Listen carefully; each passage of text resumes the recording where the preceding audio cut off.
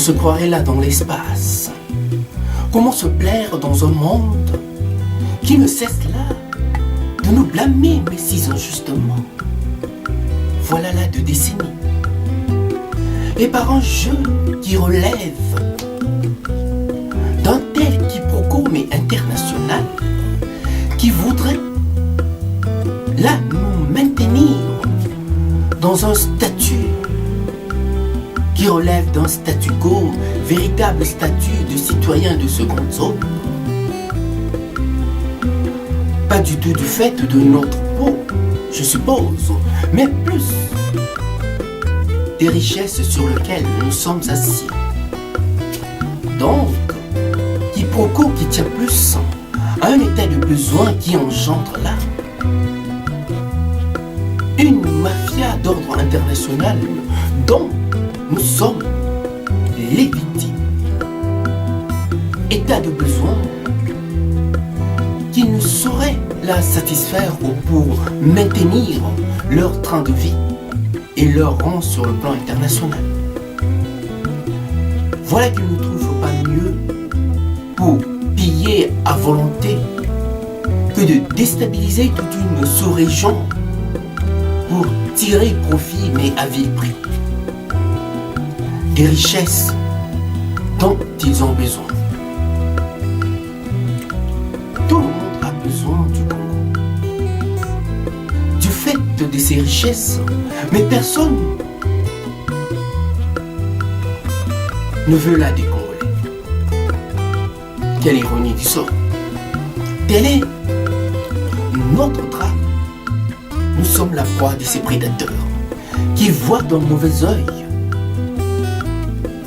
l'émergence d'un Congo aussi riche, d'un État noir, aussi riche que Crésus au cœur de l'Afrique.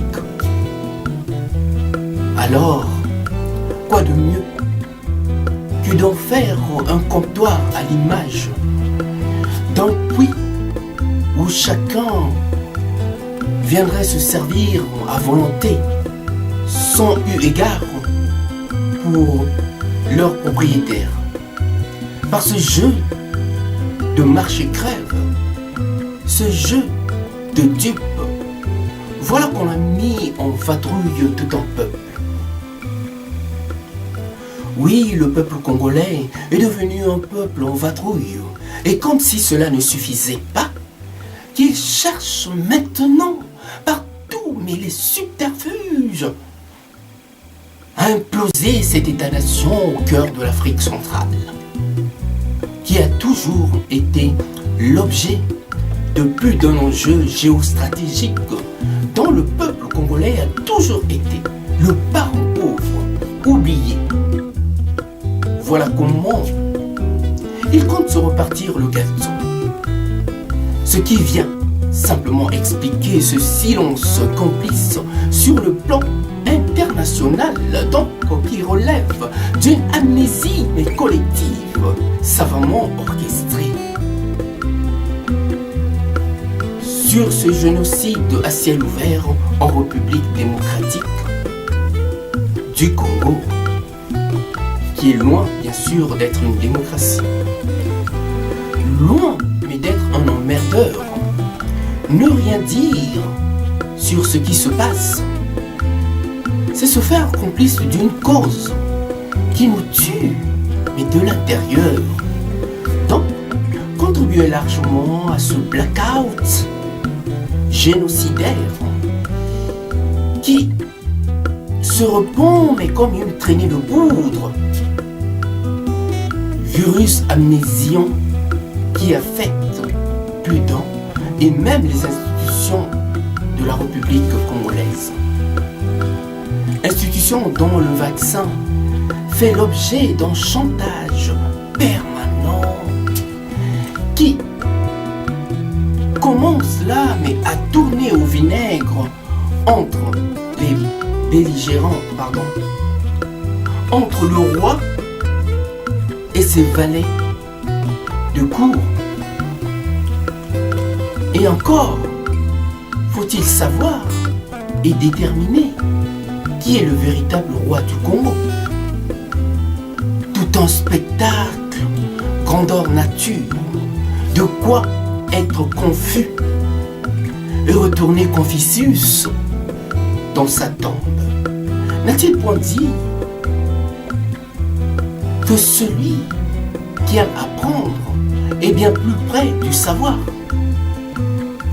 Voilà une des raisons qui fait que je continue à souffrir d'un manque de paix intérieure qui me plombe dès lors que je pense au Congo. Et non d'un manque d'amour dont je n'ai jamais su couper le cordon ombilical. Sans doute pour avoir très vite compris ce que représentait le Congo dans mon fond intérieur. Sans doute aussi pour me mettre à l'abri d'un AVC. Voilà pourquoi il me plaît tant, parfois, de tourner en dérision nos peines et ces souffrances qui ne cessent de nous hanter nuit et jour et non dépourvu d'humour. Par ce jeu de pistes digne d'une mafia internationale, l'intérêt est là en train de supplanter la conscience pendant que la communauté dite internationale se vertue là à nous mettre sur le même pied d'égalité par ces textes et qu'en réalité sur le terrain c'est toute une autre affaire. Au premier chant de sirène, voilà qu'elle accourt au premier chant des sirènes de nos fossoyeurs pour nous torpiller le mental afin là de nous maintenir dans une condition pas de dépendance mais plutôt nous maintenir dans une soumission totale par la désorganisation et la désorientation de tout un pays qu'on voudrait réduire en esclavage pour l'unique tort de posséder autant de richesses qu'aucun pays n'a jamais eu si bas. Aussi riche que Crésus, nous l'avons jamais souhaité. Nous sommes les héritiers de là où nous sommes nés. La terre de nos ancêtres. Non, un véritable esclavage du temps moderne, dans une troposphère qui nous rayerait de la terre. Laissez-moi en rire. Le poids de cette injustice relève de la prédation et c'est un crime contre l'humanité dont la communauté internationale se fait complice en oubliant là ses prérogatives et par une hypocrisie sans pareille s'étonne de l'émergence des intolérances des uns et des autres qui viennent mettre en mal notre existence et qui viennent aussi mettre en mal notre écosystème. Nous nous considérons comme faisant partie d'un ensemble de cet écosystème qui est la Terre, où l'on mérite et aspirons à vivre en paix. Il faut que les échanges dans un cadre d'un jeu d'intérêt soient la norme pour tous. Ainsi, nous saurons mettre en évidence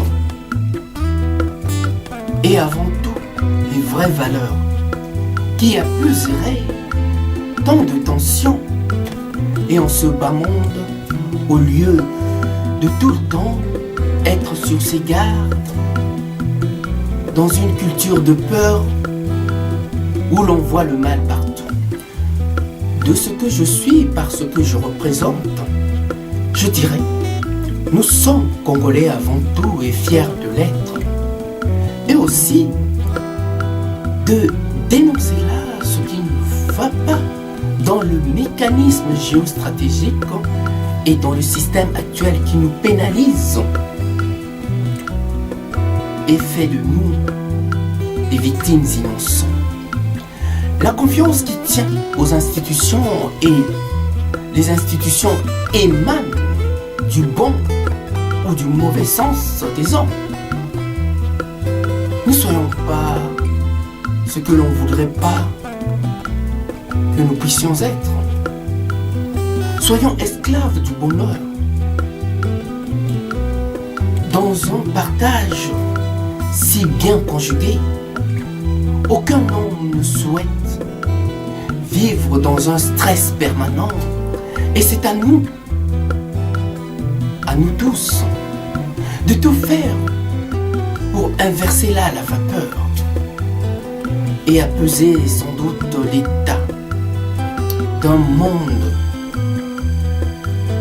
trop stressé, car je suppose que les hommes ne sont pas si bêtes que ça. Dieu est grand, car il sait ce qu'il y a de bon pour son peuple.